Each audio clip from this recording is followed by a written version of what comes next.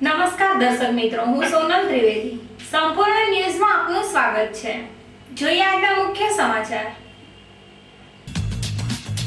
પાલનપુરમાં પાલિકા દ્વારા હાથ ધરાઈ દબાણ ઝુંબેશ. જેસીબીની મદદથી જાહેર માર્ગોને નડતરરૂપ દબાણો કરાયા દૂર. બનાસકાંઠામાં ડિસેમ્બર માસ દરમિયાન 2 તબક્કામાં કૃષિ મહોત્સવ યોજાશે. કૃષિ મહોત્સવના આયોજન માટે પાલનપુર ખાતે કલેક્ટરના અધ્યક્ષસ્થાને અધિકારીઓની બેઠક યોજાઈ. ઇકબાલગઢ હાઈવેની હોટલોમાં વાસી ખોરાકનું થાય છે વેચાણ. જમણની થાળીમાં વાસી ભોજન પીરસાતા ગ્રાહકોનો હંગામો. ડીસાના ભાચરવા ગામે ભર શિયાળે પાણીની પારાયણ. પીવાનું પાણી ન મળતા ગ્રામજનોમાં ભભૂક્યો રોષ.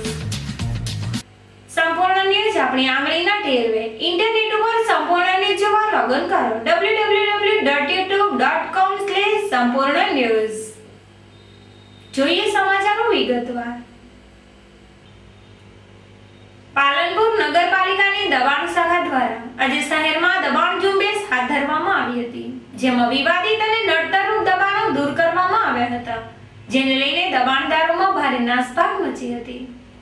પાલનપુરના વિવિધ વિસ્તારોમાં વેપારીઓ દ્વારા જાહેર માર્ગોને નડતરરૂપ દબાણ દૂર કરાયા હતા, જે મામલે મુખ્યમંત્રીના સ્વાગત ઓનલાઈન ફરિયાદ રજૂ થતા આ કાર્યક્રમમાં પાલનપુરમાં નડતરરૂપ દબાણો દૂર કરવા પાલિકાને આદેશ કરવામાં આવ્યો હતો, જેના પગલે આજે પાલિકાની ટીમ દ્વારા ચુસ્ત પોલીસ બંદોબસ્ત વચ્ચે શહેરમાં દબાણ ઝુંબેશ હાથ ધરવામાં આવી હતી, જેમાં શહેરના વિવિધ વિસ્તારોમાં જેબીસીની મદદથી નડતરરૂપ દબાણોનો સફાયો કરવામાં આવ્યો હતો. આમ શહેરના નડતરરૂપ દબાણો ઉપર આજે જેસીબી ફેરવવામાં આવતા દબાણદારોમાં ફફડાટ છવાયો હતો. પાલનપુર નગરપાલિકા વિસ્તારમાં દબાણ ઝુંબેશની કાર્યવાહી ચાલુ કરેલ છે, જેમાં ડેલિગેટ વિસ્તાર, Baranpura, Mahajan hospital road, railway station road, Kirtistambh road વગેરેના સ્થાયી દબાણો દૂર કરવાના છે. એ સિવાય પશ્ચિમ ઝોનમાં પણ જે ફરિયાદો છે એની મુખ્યમંત્રી ફરિયાદ આગળ રજૂઆત થયેલી છે અને એ નિકાલ કરવી તાકીદ કરેલ હોય. મહેરબાન કલેક્ટર સાહેબ, નગરપાલિકા પ્રમુખ સાહેબ, ચેરમેન દબાણ સમિતિ વગેરેને જાણ કરી આ કાર્યવાહી મુખ્ય અધિકારી સાહેબના માર્ગદર્શન નીચે ચાલી રહી છે. એના ભાગરૂપે હાલ આ ડેલિગેટ વિસ્તારમાં તનુવાડ ડેલીવાળાની અરજી હતી મુખ્યમંત્રી ફરિયાદ નિવારણમાં, એના અન્વયની કાર્યવાહી ચાલુ છે. એ પછી બીજા વિસ્તારોને પણ લેવાશે અને દરેકને વિનંતી છે કે દબાણો ન કરે, રસ્તાઓ ખુલ્લા રાખે, ટ્રાફિક સુરક્ષા રાષ્ટ્રીયકૃત બેંકો દ્વારા ખાતેદારોની સુવિધા માટે એટીએમ સેવા ઉપલબ્ધ કરવામાં આવી છે, જ્યાં એટીએમ અને ખાતેદારોની સલામતી માટે સુરક્ષા કર્મીઓ સલામતી માટે સુરક્ષા કર્મીઓ ગોઠવવામાં આવે છે, જ્યાં માત્ર નાણાકીય વ્યવહાર સિવાયની પ્રવૃત્તિઓ પર પાબંદી હોય છે. ત્યારે બનાસકાંઠાના ધાનેરામાં આવેલ સ્ટેટ બેંક ઓફ ઇન્ડિયાના એટીએમમાં તો કંઈક જુદું જ જોવા મળે છે. એસબીઆઈનું આ એટીએમ રામ ભરોસે ચાલે છે. અહીંયા લોકોની સલામતી માટે સિક્યુરિટી વ્યવસ્થા નથી, ઉપરાંત એટીએમ અંદર જ ચાલે છે. કુરિયરનો કારોબાર, ત્યારે એટીએમની આ દુર્દશાથી લોકોમાં એક જ સવાલ ઉઠે છે, રામ ભરોસે ચાલતા આવા એટીએમ લૂંટાય નહીં તો બીજું શું થાય? જો કે આ સૂત્ર સાચું સાબિત થાય તે પહેલા એસબીઆઈના સત્તાધીશો ધાનેરામાં ચાલતા રામ ભરોસે એટીએમની સુરક્ષા બાબતે ગંભીરતા દાખવે તે જરૂરી છે. પાલનપુર શહેર યુવા ભાજપ દ્વારા આજરોજ સિવિલ હોસ્પિટલના ટ્રોમા સેન્ટર ખાતે આજરોજ સફાઈ અભિયાન હાથ ધરવામાં આવ્યું હતું, જેમાં યુવા ભાજપના કાર્યકરો મોટી સંખ્યામાં જોડાયા હતા. પાલનપુર શહેર યુવા ભાજપ દ્વારા સ્વચ્છતા ભારત અભિયાન અંતર્ગત આજરોજ સિવિલ હોસ્પિટલમાં આવેલા ટ્રોમા સેન્ટરની પાછળના ભાગમાં સફાઈ અભિયાન હાથ ધર્યું હતું, જેમાં યુવા ભાજપના કાર્યકરોએ કચરાની સફાઈ કરી તમામ કચરો ટ્રોલીમાં ભરીને લઈ જવામાં આવ્યો હતો અને આ વિસ્તારને સ્વચ્છ કરવામાં આવ્યો હતો. આ પ્રસંગે શહેર યુવા ભાજપના પ્રમુખ જસવંતસિંહ વાઘેલા, મહામંત્રી સાગર જાની, અશ્વિન પ્રજાપતિ, અશોક પટેલ, નગરપાલિકાના પ્રમુખ હસમુખભાઈ પડિયાર, હર્ષાબેન મહેશ્વરી, જિલ્લા ભાજપના મહામંત્રી હરેશ ચૌધરી સહિત યુવા ભાજપના કાર્યકરો ઉપસ્થિત રહ્યા હતા. કેન્દ્ર સરકારનો જે સ્વચ્છતા અભિયાનનો કાર્યક્રમ અત્યારે જે ચાલી રહ્યો છે એના અંતર્ગત આજે પાલનપુર શહેર યુવા ભાજપ દ્વારા અહીંયા સિવિલ હોસ્પિટલમાં શહેર યુવા ભાજપ તેમજ નગરપાલિકાના સંયુક્ત ઉપક્રમે આજે સફાઈ ઝુંબેશનો કાર્યક્રમ રાખવામાં આવેલો હતો. જ્યારે આપણા લોકલાડીના નરેન્દ્રભાઈ મોદીએ સ્વચ્છ ભારત બનાવવાનું એમને જે બીડું ઉપાડ્યું છે એમાં સારો પ્રતિસાદ સમગ્ર ભારતમાં સાંપડેલો છે. તો એના સહભાગી થવા માટે અમે આજ રોજ શહેર યુવા ભાજપના મારા હોદ્દેદારો સાથે અહીંયા સિવિલ હોસ્પિટલમાં એમ કે ટ્રોમા સેન્ટરની પાછળ સફાઈ ઝુંબેશનો કાર્યક્રમ રાખેલો છે અને એમાં અમે અહીંયા સારી એવી સફાઈ કરી અને આ કાર્યક્રમને સફળ બનાવી અને જે નરેન્દ્રભાઈ મોદીએ જે સંકલ્પ લીધો છે સ્વચ્છ ભારત, એ માટે અમે અહીંયા પાલનપુર શહેરને સ્વચ્છ બનાવવાનો પ્રયાસ કરેલો છે. ખેડૂતોને રવિ પાક અંગે વિસ્તૃત જાણકારી અને માર્ગદર્શન આપવા આગામી માસમાં રવિ કૃષિ મહોત્સવ યોજાશે. તારીખ 11 થી 14 ડિસેમ્બર દરમિયાન પ્રથમ તબક્કામાં અને તારીખ 18 થી 22 ડિસેમ્બર દરમિયાન બીજા તબક્કામાં રવિ કૃષિ મહોત્સવ યોજાશે. જેના સુદ્રઢ આયોજન માટે પાલનપુર મુકામે કલેક્ટર શ્રી દિલીપ રાણાના અધ્યક્ષસ્થાને અધિકારીઓની બેઠક યોજાઈ હતી. બેઠકમાં કલેક્ટરશ્રીએ અધિકારીઓને જરૂરી માર્ગદર્શન અને સૂચના આપતા જણાવ્યું હતું કે કૃષિ મહોત્સવ પ્રસંગે યોજાતા દરેક કાર્યક્રમોમાં વિશાળ સંખ્યામાં ખેડૂતો અને પશુપાલકો હાજર રહીને વિસ્તૃત માહિતી અને માર્ગદર્શન મેળવે તે માટે દરેકે કાળજીભર્યા પ્રયાસો કરવા. એમણે કહ્યું કે આ પ્રસંગે ખેડૂતો અને પશુપાલકોને સરકારશ્રીની વિવિધ યોજનાઓ અનન્ય સહાય પણ આપવા સુદ્રઢ આયોજન અને કામગીરી કરવી. કલેક્ટર શ્રી દિલીપ રાણાએ કહ્યું કે ટપક અને ફુવારા પદ્ધતિ અપનાવવામાં બનાસકાંઠા જિલ્લો રાજ્યમાં મોખરે છે, ત્યારે હજુ પણ વધુ પ્રયાસો કરીને જિલ્લાના વધુ ખેડૂતોને સામેલ કરીને જિલ્લાને રાષ્ટ્રીય ફલક ઉપર અગ્રેસર બનાવવા આપણે સૌ પ્રયાસો કરીએ. તેમણે કહ્યું કે જિલ્લાના લાખો ખેડૂતો અને પશુપાલકોને નવીન માહિતી કે સમાચાર બલ્કમાં SMS કરી શકાય તેવી વ્યવસ્થા ગોઠવવી, તેમના સંકલનમાં રહીને ઉપયોગી બનીએ. રાસાયણિક ખાતરોના વિતરણની વ્યવસ્થા વધુ સારી બનાવવા તેમણે સૂચના આપી હતી. રવિ કૃષિ મહોત્સવના સંગીન આયોજન વ્યવસ્થા અંગે કલેક્ટરશ્રીએ તથા જિલ્લા વિકાસ અધિકારી શ્રી HK પટેલે વિસ્તૃત માર્ગદર્શન આપ્યું હતું. બેઠકમાં પ્રાંત અધિકારીશ્રીઓ, જિલ્લા ખેતીવાડી અધિકારીશ્રી સહિત વિવિધ કચેરીઓના અધિકારીઓ ઉપસ્થિત રહ્યા હતા. અમીરગઢના ઇકબાલગઢના ગામે પસાર થતા નેશનલ હાઈવેની હોટલો તેમજ ધાબાઓ ઉપર વાસી અને અખાદ્ય ભોજન પીરસાતું હોવાની લોકોમાં બુમરાડ ઉઠવા પામી છે. ત્યારે તંત્ર દ્વારા હાઈવેની હોટલોમાં ચાલતી લાલિયાવાડીનો પર્દાફાશ થઈ શકે છે. જેમાં ઇકબાલગઢના હાઈવે ઉપર આવેલી મમતા હોટલમાં કરજા ગામના એક ગ્રાહકને વાસી ભોજન આપવામાં આવતા હોટલોમાં ચાલતી લાલિયાવાડી બહાર આવી છે. કરજા ગામના શ્રવણસિંહ બાબરસિંહ દરબાર નામનો યુવક ઇકબાલગઢ હાઈવે ઉપરની મમતા હોટલમાં પોતાના મિત્રો સાથે જમવા ગયો હતો. જે ઓર્ડર આપ્યા બાદ આ યુવકની થાળીમાં દુર્ગંધ મારતું વાસી ભોજન પીરસવામાં આવ્યું હતું. જેને લઈને તે હોટલ માલિકને અખાદ્ય ભોજન મામલે વાત કરતા તેણે પોતાનો બચાવ કર્યો હતો. જેને લઈને શ્રવણસિંહે હોટલોમાં પર્દાફાશ કરવા મીડિયાનો સહારો લઈને તેને આપવામાં આવેલ વાસી ભોજન અંગે મીડિયાને વાકેફ કર્યું હતું. જો કે નેશનલ હાઈવે ઉપર દિવસ વાહનોની ભારે અવરજવર રહેતી હોય છે, તેનો ગેરલાભ હોટલોવાળા ઉઠાવી રહ્યા છે. જ્યારે તંત્ર દ્વારા આ દિશામાં તપાસ કરાય તો અખાદ્ય ખોરાકનો પર્દાફાશ થઈ શકે છે.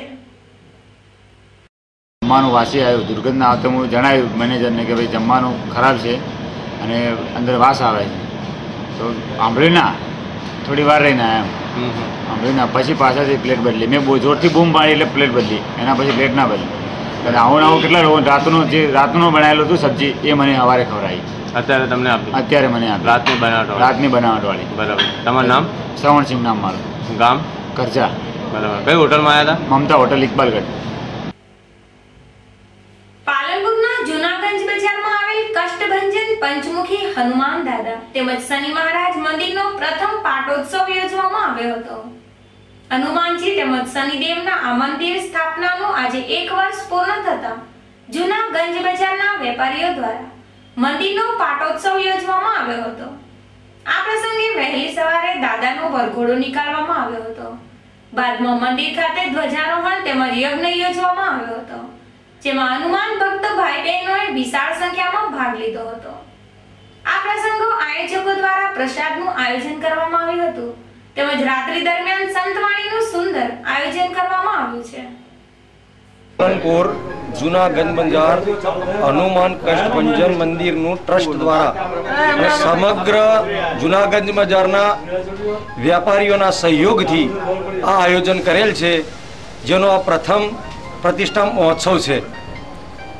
રાત્રે સાંજે ભજન કીર્તન પણ રાખેલ છે. તેમાં જસપુરિયાથી હળદેવપુરી મહારાજ પણ પધારવાના છે. બીજા અનેક સંતો હોવાના છે. તે વાણીનો લાભ લેવા માટે તમામ ધર્મ પ્રેમી જનતાને અમારું આમંત્રણ છે. આજરોજ પાલનપુર કોઝિયરોમાં માર્કેટ બાજુમાં આવેલી બેંક ઓફ ઇન્ડિયામાં પાલનપુરની એક વૃદ્ધ વિધવા મહિલા પેન્શનર રોશન બીબી મોહમ્મદ ખાન પઠાણ, જેમની ઉંમર 70, જૂના ડાયરા રબારીવાસ, આજે સાંજે 5 કલાકે બેંક ઓફ ઇન્ડિયામાં પોતાની પેન્શનની રકમ ₹10,000 લેવા ગયા હતા. તે વખતે ઉપાડેલી રકમ ₹10,000 કપડાની એક થેલીમાં મૂકીને બેંકની અંદર બાંકડા ઉપર બેઠેલા હતા. તે વખતે કોઈએ થેલીને બ્લેડ મારી અંદર પડેલા ₹10,000 લઈને પલાયન થઈ ગયા હતા. ત્યારબાદ રોશનબેનને જાણ થતા બેંકમાં અફડાતફડીનો માહોલ સર્જાયો હતો. ત્યારબાદ બેંકના કર્મચારીઓએ સીસીટીવીના ફૂટેજ ચેક કરતા એક મહિલા શંકાના દાયરામાં હોય તેવું લાગી રહ્યું હતું. આ બનાવની ફરિયાદ પાલનપુર શહેર પોલીસ મથકમાં દાખલ થઈ હોય તેની આગળની તપાસ ચાલુ છે. खाला क्या नाम है आपका, क्या हुआ आपके साथ? मैं पेंसिल लेना आई थी वहाँ से पैसे लिए, पैसे लेने यहाँ बैठी. कितने पैसे लिए आपने? 10,000. फिर मैं वहाँ गई पूछने वास्ते, मेरा छोकरी का खाता खुलाना था ना, पूछने गई. जब वहाँ से आके मैं यहाँ बैठी तो एक औरत बैठी थी मेरे बाजू में. उसने बोला कि तुम थैली फाटे लाए हो. मैं कहा नहीं भाई. तो मेरे को वजन ओछा दिखा तो मैंने हाथ नाखा थैली के अंदर, तो पैसे कुछ भी नहीं. कितने पैसे चाहिए? 10,000. क्या नाम है आपका? है क्या नाम है आपका? मेरा नाम रोशन बीबी. कहाँ पे रहते हो? मैं जमुना दायरा रबारीवास. બનાસકાંઠા જિલ્લાના સરહદી પરના ગામડામાં પીવાના પાણીનો કાળો કકળાટ જોવા મળી રહ્યો છે અને પાણીના કકળાટથી ગ્રામજનો ત્રાહિમામ પોકારી ઉઠ્યા છે.